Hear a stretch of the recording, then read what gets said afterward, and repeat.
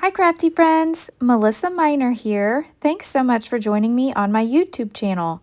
Today I am playing along with some friends over in the Rediscover Your Stash Facebook group, and our product focus for this month are rub-ons. So I am going to make a scrapbook layout today using some rub-ons. Now let's go ahead and get started on today's video. I have a piece of 8.5 by 11 scrapbook.com mixed media cardstock. And I want to bring in some Shimmerz paints so that I can do some mixed media on the background. So I have 3 colors here from Shimmerz, and I'm using my Tim Holtz water bottle here. I've got Imperial Amethyst, Paradise Punch, and Black Hole. So the first thing I want to do is lay down a little color with each of these, and I'm just going to mix them up very well so that I can have that mixed media background for a backdrop for my photos. Now a lot of this is going to get covered up in the end, but I sure do have a fun time playing. I am on the Shimmerz Paints design team, so if you ever place an order on the Shimmerz Paints website, you can add my name, Melissa Minor, to the comment section of your order, and Shimmerz will send you a free paint. And did you know you can add my name to every order that you place, and each time Shimmerz will send you another free paint. So that's just a great way to really build up your paint supply and maybe get a color that you might not have ordered before. So here I'm mixing in the darker color here, and you can see I'm really getting a good blend on these colors. I love what happens when you drop another color into the mix, and since I have that water on this mixed media cardstock, it's really helping it to spread around nicely.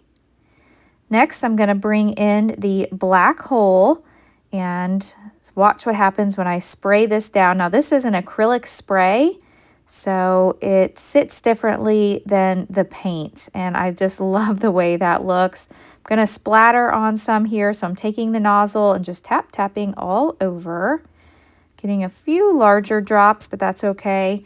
Then I'm going to set this aside to dry. I did use my heat tool in the end to speed up the drying process just so that I can go ahead and continue working on my layout. So I've got one photo that I want to scrapbook today, and this is a 4x6 photo, and this is of my daughter Tatum. She's there on the left, and these are her friends, and they were all dressed up for winter formal, and we were at the place taking photos, and these girls were cold and just taking their time chit-chatting. Now I'm bringing in some paper from Brutus Monroe, and I love this paper.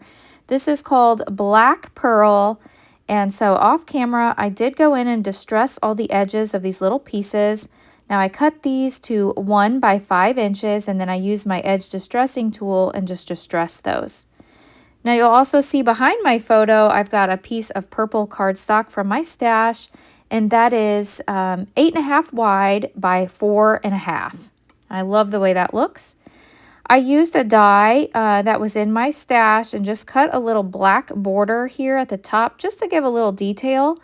So I'm going to move this down, I think.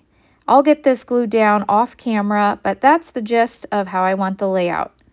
Now to bring in the product focus, the rub-ons. Now these are all the rub-ons I have. I don't actually own very many rub-ons, and I did speed this up quite a bit because I spend quite a bit of time here rubbing these rub-ons down. But the first thing you want to do if you haven't used these is you just cut them apart. Now they've got a protective backing on the back.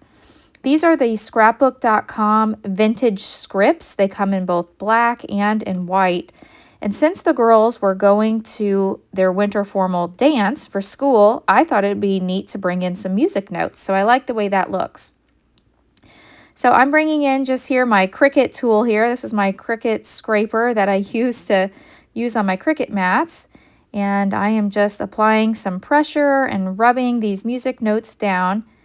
And then I'll just slowly peel back the release paper here. And I'm checking it just to make sure I have them down. Now I don't recommend using the Cricut tool. In the end, I'm going to switch over to using the popsicle stick that comes with the rub-ons because I find that it actually works better. Now you can push rub-ons through your die cut machine. I've seen people do that to apply pressure. So that's another option as well if you don't want to use the popsicle stick method. But we're just applying lots of pressure and putting down these music notes. Now, since it didn't go all the way down, I am going to cut another piece and we'll apply a few more rub-ons to the bottom so that we've got rub-ons all the way down on that piece of purple cardstock. So here's where I'm going in and I'm just cutting another piece of the music notes. And I'll cut them to size here, and then we'll just get these rubbed on in the background. So we'll put these on. Now I do want to mention that I am an affiliate. I do have affiliate links listed down below in the description box for any of the products that you see today. And I really appreciate when you shop my links, as I do receive a small commission at no extra charge to you, and that helps support me and my YouTube channel. Okay, I've got the rub-ons down, and now I have this in my stash. This is a title, acrylic title from Color Cast Designs. Now, unfortunately, mine did break, not on any fault to Color Cast Designs. I had it in a place and dropped the box. So it did break apart, but it's okay because you'll see here I'm able to push the letters back together, and then I'm going to glue these down. Now the glue that I'm going to use to glue these down is the Nuvo Deluxe glue, because I find that when I'm gluing acrylic titles down, I think Nuvo's the best. Now I found this little butterfly in my stash, and it was just black and white, and I think this is actually from maybe a Vicky Bouton ephemera pack. And I want it to match my layout, so I'm going to bring back in my Shimmerz paints. And I am just going to apply a little bit of paint here, this purple color, so that it truly matches my layout. And just remember, you can always paint your ephemera pieces to make them match your layouts. You're not limited to just whatever color it comes in. All right, so I've got the paint pushed down there, and that looks good. And here's how that ended up after it dried. So I'm going to add a little bit of foam tape to the back, and then we'll get that glued into place down there to the left bottom of the photo. So I've got here a little bit of foam, so we'll get that on here, and then we'll push this down. Leave it to me to drop the foam with the sticky side down on my photo, but luckily it didn't damage my photo. I feel like I do that quite often. Okay, I need some embellishment, so I'm bringing in this die set. This is one of my favorite die sets. This is the scrapbook.com Sunny Lane Florals, and I use this over and over and over and over. It is definitely one that I highly recommend, that I think just works for so many layouts. So I cut this flower here in some purple glitter paper. And then I cut this flower that I'm going to layer over top, and I cut this out of the Brutus Monroe Black Pearl paper like I used at the bottom of the page. And I think that that's really going to, draw your eye around the page by using this same color. So I added a little bit of foam on the back there. I've curled up the sides of the leaves. And also in that Sunny Lane Florals, you get the leaves too, and you get different sizes and styles of leaves. So I cut those out. I cut some of the leaves out in the black, and then I used some silver mirror cardstock for this one right here that I'm gluing in. Doesn't that look pretty? Oh, I just love it so much. Okay, now I'm going to add some journaling lines along the right-hand side of my layout. And I'm only going to write Winter Formal 2025. Now, I scrapbook 12 by 12, but I make my daughter an album that is 8.5 by 11. So this is actually a page for her album.